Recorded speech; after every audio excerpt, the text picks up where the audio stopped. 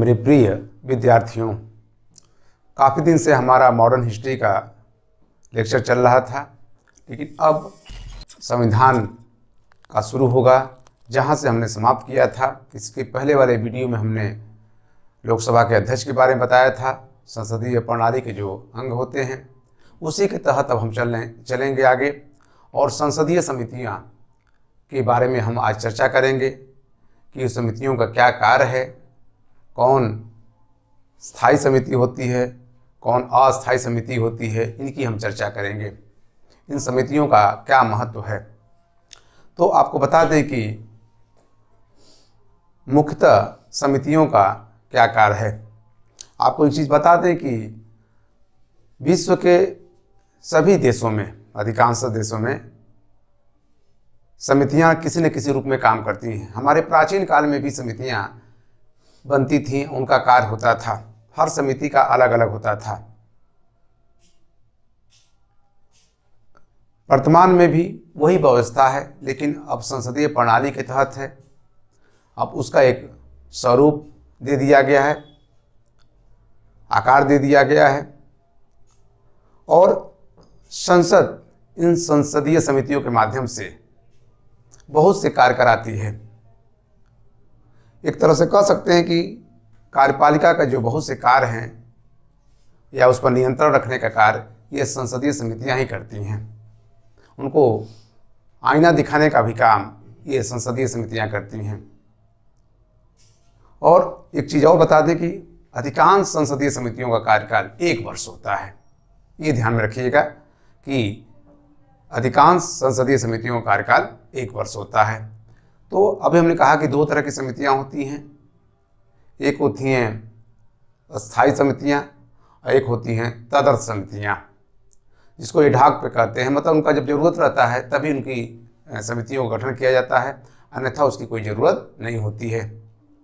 ज़्यादातर जो स्थायी समितियां हैं उन्हीं के माध्यम से काम हमारा चल जाता है। अब देखिए, तो इन समितियां में जो हमारी यहाँ अस्थायी समितियां हैं वो कैसी हैं, जरा देख लें आप। अस्थायी समितियां,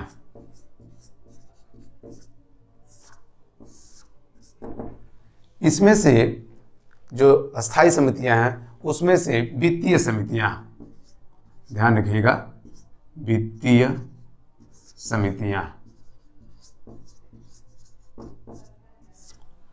वित्तीय समितियां के 3 भाग माने जाते हैं। ध्यान रखिएगा, वित्तीय समिति के 3 भाग माने जाते हैं।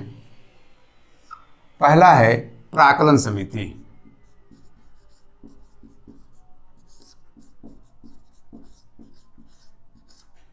दूसरा है लोक लेखा समिति, लोक लेखा समिति, और तीसरा है लोक उपक्रम समिति। ध्यान रखिएगा, लोक उपक्रम समिति। ये 3 वित्तीय समितियां हैं। इसके अलावा विभागीय जांच समितियां होती हैं। आपको बता दें कि विभागीय समितियां, जांच समितियां, सदन की समितियां, छानबीन समितियां, हम उसकी चर्चा कर लेंगे। तो ये तीनों समितियां बहुत इंपॉर्टेंट मानी जाती हैं। और ये किससे संबंधित है? वित्तीय संबंधित है। कौन सी समिति है? स्थायी समिति है। तो ये ध्यान रखिएगा, ये आपको ध्यान देने की जरूरत है। अब देखिए, हम लोग चलते हैं कि जो समिति है उनका क्या है। आपको बता दें कि जो प्राक्कलन समिति हम जिसकी चर्चा करने जा रहे हैं, ये प्राक्कलन समिति, आप इसको नोट करते रहिएगा। और प्राक्कलन समिति में आपको चीज़ें हम बता दें कि इसका कैसे आया। तो 1950 में, वैसे तो 1919 के मॉन्टेग्यू चेम्सफोर्ड सुधार में इन समितियों का जिक्र होता है, लेकिन 1950 में वित्त मंत्री थे जॉन मथाई। आप नाम सुने होंगे, जॉन मथाई। जॉन मथाई जो है वित्त मंत्री थे। इन्हीं ने इसकी सिफारिश की थी। और इसके बाद से आपको बता दें कि इन समितियों का शुरुआत हो गया और इस समितियों में कुल कितने सदस्य होते हैं, तो कुल 30 सदस्य होते हैं। पहले 1956 तक इसमें कुल 25 सदस्य हुआ करते थे, लेकिन इसको बढ़ा करके कितना कर दिया गया, 30 कर दिया गया। और इसमें से जो 30 सदस्य हैं, सबसे महत्वपूर्ण बात है कि 30 सदस्य लोकसभा के सदस्य होते हैं। ध्यान रखिएगा, लोकसभा के होते हैं।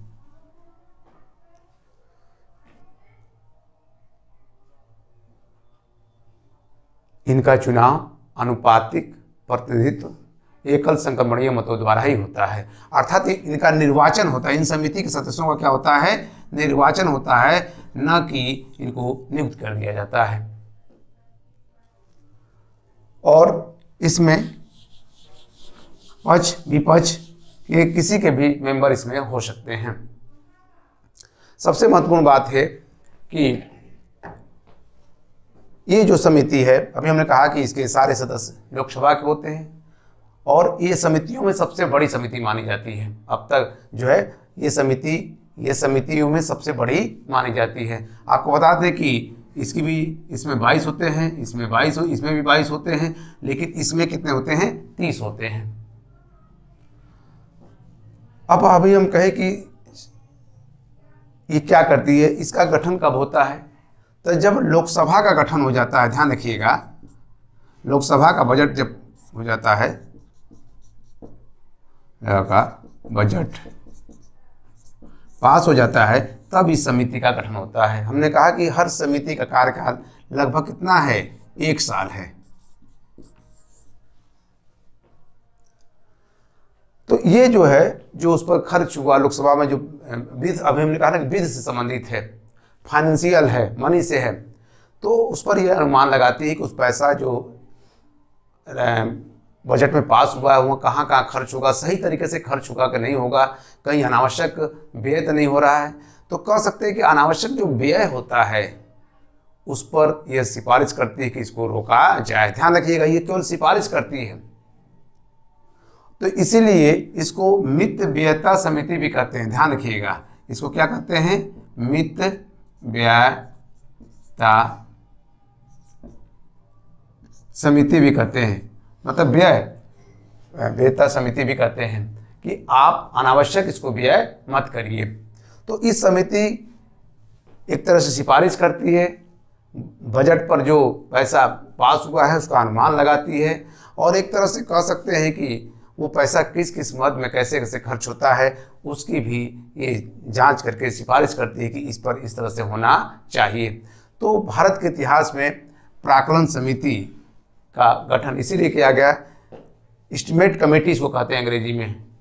तो आप एस्टिमेट कैसे है कैसे नहीं, से अंग्रेजी से ज़्यादा समझ में आता है किसी चीज़ को। तो कहाँ पर वो धन लगा है, कहाँ पर पैसा लगा है, कहाँ पर नहीं लगा है, कैसे लगा है, उन सब की ये क्या करते ही जांच करता है और अपनी रिपोर्ट लोकसभा अध्यक्ष को क्या करता है, सौंपता है। तो अब हम लोग पढ़ेंगे लोक लेखा समिति। अभी हमने बताया प्राक्कलन समिति के बारे में, अब है लोक लेखा समिति।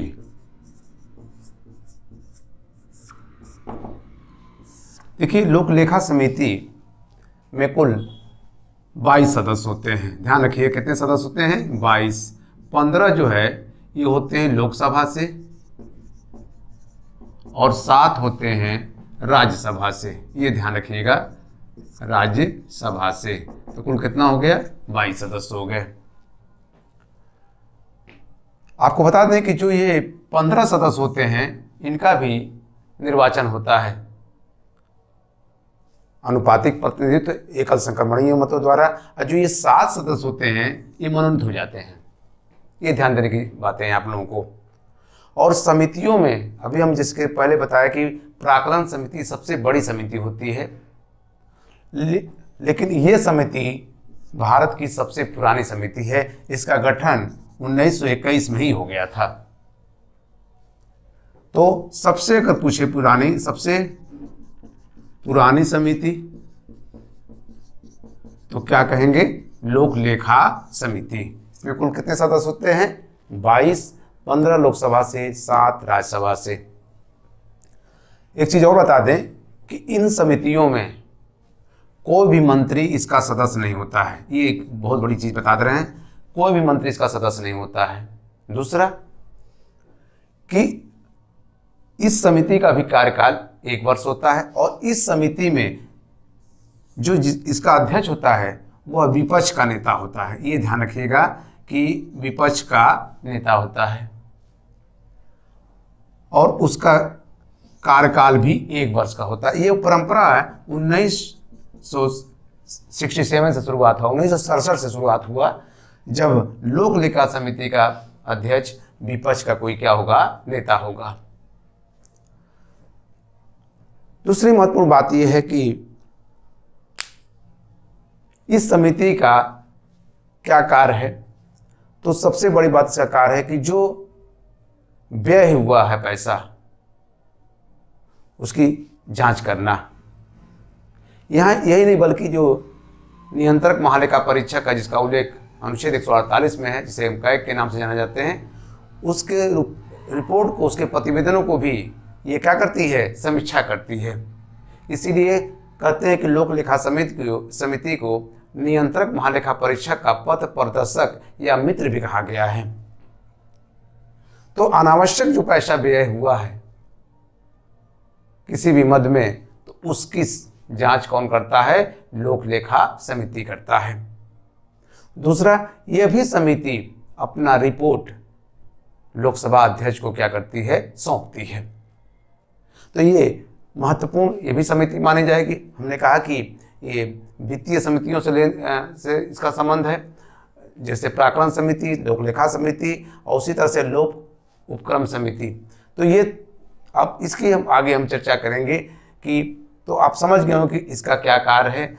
जो है कार्य इसका भी वही है, जो पैसा अनावश्यक रूप से खर्च हुआ है या कहीं भी व्यय हुआ उसकी जांच करना, और नियंत्रक महालेखा परीक्षक की जो रिपोर्ट होता है उसका जो प्रतिवेदन होता है उसकी भी ये समीक्षा करता है। तो ये भी भारत की महत्वपूर्ण समिति। हमने कहा कि समितियों का कार्य बहुत महत्वपूर्ण होता है और ये भी एक तरह से कह सकते हैं कि भारत में जो भी पैसा किसी भी मद में लगता है, चाहे वो प्राकलन हो चाहे लोक लेखा हो, अपने अपने हिसाब से जांच करके सिफारिश करती है। ध्यान रखिएगा, ये सिफारिश करती है, कार्रवाई करने के लिए कहती है, खुद करती नहीं है। तो एक क्लियर हो गया कि कोई भी समिति बनती है इसमें कोई भी मंत्री नहीं शामिल होगा। इन समितियों का कार्यकाल क्या है, 1 वर्ष है। बस ये ध्यान रखना है कि कौन कौन उसमें जो है कितने लोकसभा के होते हैं, कितने राज्यसभा के होते हैं। तो अब हम लोग पढ़ेंगे सार्वजनिक लोक उपक्रम समिति या लोक उपक्रम समिति। ध्यान रखिएगा, ये है सार्वजनिक लोक उपक्रम समिति। इसमें भी कुल 22 सदस्य होते हैं। ध्यान रखिएगा, कितने सदस्य होते हैं, 22 सदस्य होते हैं, जिनमें से आपको बता दें 22 सदस्यों में से 15 जो है वो लोकसभा से होते हैं और 7 जो है वह राज्यसभा से होते हैं। इन 15 का निर्वाचन होता है, जैसे कि लोक लेखा समिति में हम बताए हैं, जो है अनुपातिक प्रतिनिधि और एकल संक्रमणीय मतों द्वारा। लेकिन जो 7 मेंबर बनते हैं इनको मनोनीत कर दिया जाता है। अब देखिए, सार्वजनिक उप समिति कहते हैं कि गणेश वासुदेव मावलकर जो पहले लोकसभा के अध्यक्ष थे, उन्हीं के प्रयास से इसका निर्माण हुआ, गठन हुआ 1964 में। और कहते हैं कि जो उपक्रम लगे हुए हैं, जो बड़ी बड़ी फैक्ट्रियां लगी हुई हैं, चाहे वो जिस क्षेत्र में हो, तो वो काम कैसे कर रही हैं, ठीक कर रही कि नहीं कर रही हैं, नियमों के अनुसार कर रही कि नहीं कर रही हैं, उसका ये क्या करता है, जांच करता है। और जो नियंत्रक महालेखा परीक्षक है और जो रिपोर्ट वह सार्वजनिक उपक्रमों के बारे में देता है, उसके प्रतिवेदनों का भी ये लोक उपक्रम समिति क्या करती है, जांच करती है, समीक्षा करती है। तो ये भी समिति बहुत इम्पॉर्टेंट है। जो पब्लिक सेक्टर के जो हमारे यहाँ क्या कहते हैं कि उपक्रम है, उन चीज़ों को अगर कोई जांच करता है, कोई उसका जो है समीक्षा करता है, तो वह है सार्वजनिक लोक उपक्रम समिति। ये भी अपनी रिपोर्ट लोकसभा अध्यक्ष को देती है। ध्यान रखिएगा, ये भी लोकसभा अध्यक्ष को अपना रिपोर्ट लोकसभा अध्यक्ष को देती है। ये ध्यान रखें, तीनों जो समितियां भी हमने बताया है, प्राक्कलन समिति, लोकलेखा समिति और सार्वजनिक उपक्रम समिति, ये तीनों अपनी रिपोर्ट ध्यान रखिएगा लोकसभा अध्यक्ष को देता है। संसदीय जो नियम कानून बनते हैं उस पर नियंत्रण करने का काम अगर कहा जाए कोई करती हैं तो ये समितियां ही करती हैं, और समय समय से जो है अपनी रिपोर्ट वो देती रहती हैं। तो ये बहुत महत्वपूर्ण है हमारी संसदीय व्यवस्था में इन समितियों का होना। बहुत से ऐसी हमारे यहाँ काम होता है जो संसदीय समितियों के द्वारा ही संचालित होता है, और ये जरूरी भी है भारतीय की संसदीय व्यवस्था में कि इन समितियों का होना, क्योंकि ये बहुत पारदर्शी और ईमानदारी से काम करती हैं और अपना समय समय पर रिपोर्ट क्या करती रहती हैं, देती रहती हैं। अब देखिए, इसके अलावा भी बहुत सी समितियां हैं जिसे हम विभागीय समिति कहते हैं। अगर आप इसको नोट करना चाहें तो नोट कर सकते हैं। जैसे है विभागीय, ध्यान रखिएगा, विभागीय समिति मतलब विभाग मतलब संसदीय व्यवस्था के अंतर्गत जो लोकसभा या राज्यसभा में ये समितियां होती हैं उन पर काम करती हैं, उनकी जांच करती हैं उस, ठीक है। दूसरा है जांच समिति, ध्यान रखिएगा, जांच समिति। तीसरा है सदन की समिति, सदन की समिति। चौथा है छानबीन समिति, ध्यान रखिएगा, छानबीन समिति, आप नोट करते जाइएगा। पांचवा है सेवा समिति, सेवा समिति। छठवां है सलाहकार समिति, सलाहकार समिति। ये शब्द में ही छिपा हुआ है कि इसका क्या कार्य है, ध्यान में रखिएगा, ठीक है। तो ये जितनी भी समितियां हैं आपको बता दें, इसका गठन अनुच्छेद, ये ध्यान रखिएगा, अनुच्छेद 118(1) के तहत ही इन समितियों का गठन किया जाता है। ये इंपॉर्टेंट बात है कि इन जितनी भी समितियां हैं उनका जो गठन 118(1) के तहत ही किया जाता है। अब तो इस तरह से हमने जो ये भी परमानेंट समितियां हैं, ये भी उसी के तहत आती हैं। और अब हम लोग चलेंगे एडहॉक, मतलब कह सकते हैं कि तदर्थ समितियां क्या हैं, ठीक है। इसकी हम चर्चा करेंगे कि तदर्थ समितियों की जरूरत कब पड़ती है, जब कोई मामला सदन में जो है जरूरी होता है कि नहीं अब इसको किया जाए, या कोई सदस्य किसी के खिलाफ कुछ बोलता है, ठीक है, तो वो उस क्यों बोला, उसका क्या जरूरत पड़ी, उसकी जरूरत जब पड़ जाती है तो उस समिति की गठन किया जाता है, जिसे हम कहते हैं तदर्थ समिति। ध्यान रखिएगा, तदर्थ समिति। तदर्थ समिति जो होती है, आप इसको आप नोट कर लें, जो विभागीय हम समिति की लिखवाए हैं उसमें से सबसे महत्वपूर्ण जो है वो है प्रवर समिति। ध्यान रखिएगा, प्रवर समिति। अब इसको बता दें कि इसको संयुक्त प्रवर, या इसको आप कह सकते हैं कि संयुक्त प्रवर समिति के भी कहते हैं, नाम से भी जाना जाता है। तो अब हम लोग पढ़ेंगे, अभी तक हम लोग पढ़ रहे थे जो है अस्थायी समितियां, अब हम लोग पढ़ेंगे तदर्थ समितियां, जिसको अस्थायी समिति के नाम से भी जानते हैं हम लोग। तो उसमें जो है अब देखिए, ध्यान रखिएगा, तदर्थ समितियां,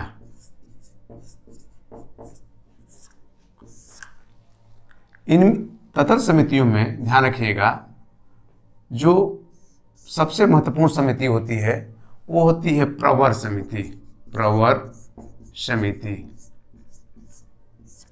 या इसको कह सकते हैं संयुक्त प्रवर समिति।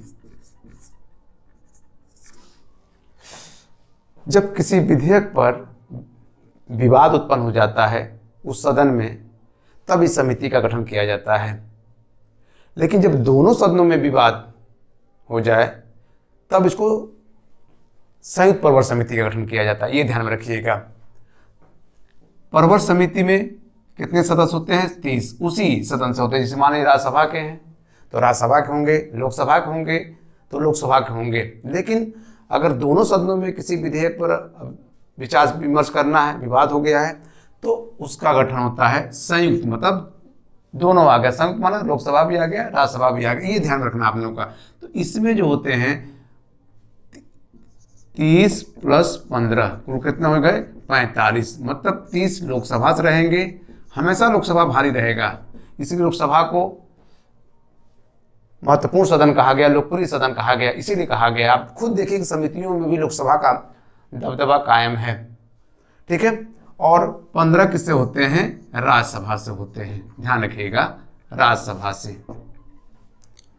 और तो तदर्थ समितियों में सबसे महत्वपूर्ण जो समिति मानी जाती है वह है प्रवर समिति या संयुक्त प्रवर समिति। इस समिति अपनी रिपोर्ट 3 माह में इसको देना होता है। रिपोर्ट ध्यान रखिएगा, रिपोर्ट कितने माह में देना है? 3 माह में देना होता है। ये ध्यान देने वाली बात है। नहीं तो जो संसद निर्धारित करेगी नियत समय में उसको देना अनिवार्य होगा। तो ये इस तरह से इस समिति का भी अपना रोल होता है। जब जरूरत पड़ती है तो इस समिति का गठन किया जाता है। तो तदर्थ समितियों में अभी हम आप लोग को बताया कि प्रवर समिति या संयुक्त समिति। एक और समिति है किसी विशिष्ट मामले की जांच की समिति। ध्यान रखिएगा, ये दूसरी समिति है किसी विशिष्ट मामले की जांच समिति। जब संसद मांग करता है तब इसकी जरूरत पड़ती है। और कहते हैं कि इसमें भी वही चीजें होती हैं। 30 सदस्य होते हैं अपने अपने सदन में। जैसे राज्यसभा में रहेंगे तो राज्यसभा के 30 रहेंगे, लोकसभा में रहेंगे तो लोकसभा के 30 रहेंगे। लेकिन अगर दोनों संयुक्त हो जाएंगे तो इसमें 15 क्या हो जाएगा? इजाफा हो जाएगा। तो क्या हो जाएगा? 45। अर्थात 30 लोकसभा से और 15 राज्यसभा से। दोनों में, प्रवर में और किसी विशेष में, दोनों में लगभग एक चीजें हैं। ये ध्यान में रखने की जरूरत है आप लोगों को। अब देखिए, इस समिति का पहली बार गठन हुआ था 1951 में। पहली बार गठन हुआ था 1951 में, जब मांग की गई थी मुद्गल एक्ट के आचरण के बारे में। ध्यान रखिएगा, मुद्गल के आचरण के बारे में किया गया था। आचरण के बारे में, इनके बारे में आरोप लगे थे तो उनके लिए किया गया था। और इसके बाद से फिर ये परंपरा बन गई। और बहुत दिनों के बाद जो है इसका गठन हुआ था 1989 में।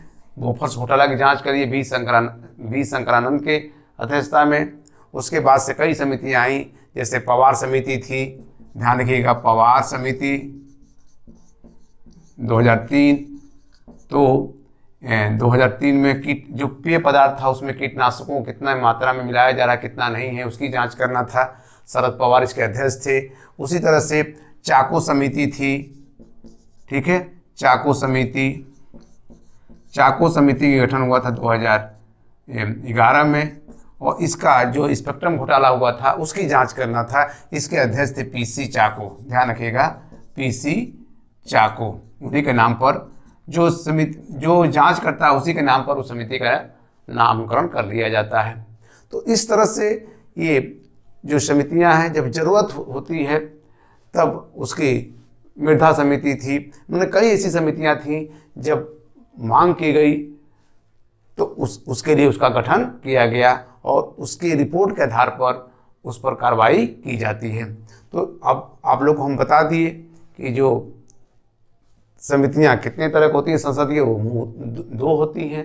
एक कह सकते हैं कि अस्थायी समितियां होती हैं, जो अस्थायी समिति है, दूसरा है तटस्थ समिति, हमने उनका भी चर्चा किया, प्राक्कलन समिति का चर्चा किया, लोक लेखा समिति का चर्चा किया, सार्वजनिक उपक्रम समिति था उसका हमने चर्चा किया, और इसके अलावा जब जो तटस्थ समिति थी हमने उसकी भी चर्चा किया। अब तो इस तरह से आपको समितियों के बारे में हमें लगता है कि अच्छे से जानकारी हो गई होगी। अब कुछ जो ऐसी बातें रहेंगी संसदीय व्यवस्था से, हम उसकी अगले वीडियो में हम चर्चा करेंगे। अब इधर हमारा जो वीडियो आएगा वो संविधान से ही रहेगा, उसके बाद से तब हम मॉडर्न हिस्ट्री का जो बचा रहेगा वो शुरू करेंगे। आपसे निवेदन है कि हमारे वीडियो को आप जरूर लाइक करें, आप कमेंट भी करें, कहीं छूटता है तो हम उसको पूरा करने का प्रयास करेंगे। हम हर वीडियो में बात करते हैं कि कोई चीज़ पूर्ण नहीं है। आपके पास जो किताबें हैं हमारी चीज़ों को पढ़िए, अपनी किताबों से पढ़िए, और उसके बाद से कहीं छूटता है तो आप हमको बॉक्स में सूचना दीजिए, हम उसको सुधार लेंगे। धन्यवाद।